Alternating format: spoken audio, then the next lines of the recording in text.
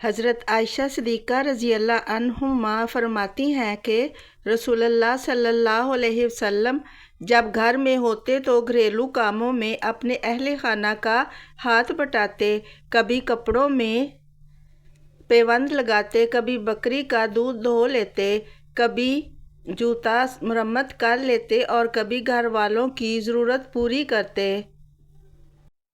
آپ صلی اللہ علیہ وسلم نے کبھی یہ نہیں سمجھا کہ یہ کام چھوٹے ہیں یا مرد کے شایان شان نہیں، بلکہ عاجزی اور محبت کے ساتھ سب کام کرتے۔ حضرت عائشہ صدیقہ رضی اللہ عنہا سے پوچھا گیا، رسول اللہ صلی اللہ علیہ وسلم اپنے گھر میں کیا کرتے تھے؟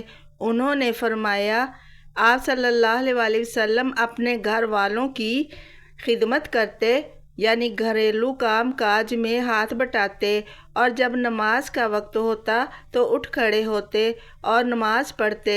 جس گھر میں محمد صلی اللہ علیہ وسلم نام کا بچہ ہو، اس گھر کو خاص برکتیں حاصل ہوتی ہیں۔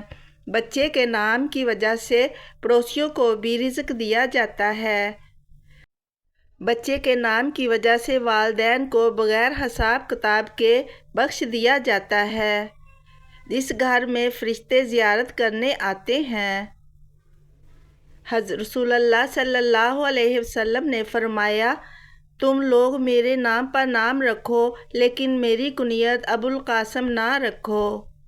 جس گھر میں محمد صلی اللہ علیہ وسلم نام کا بچہ ہو، وہ گھر اللہ تعالیٰ کی خاص رحمتوں کا مرکز بن جاتا ہے۔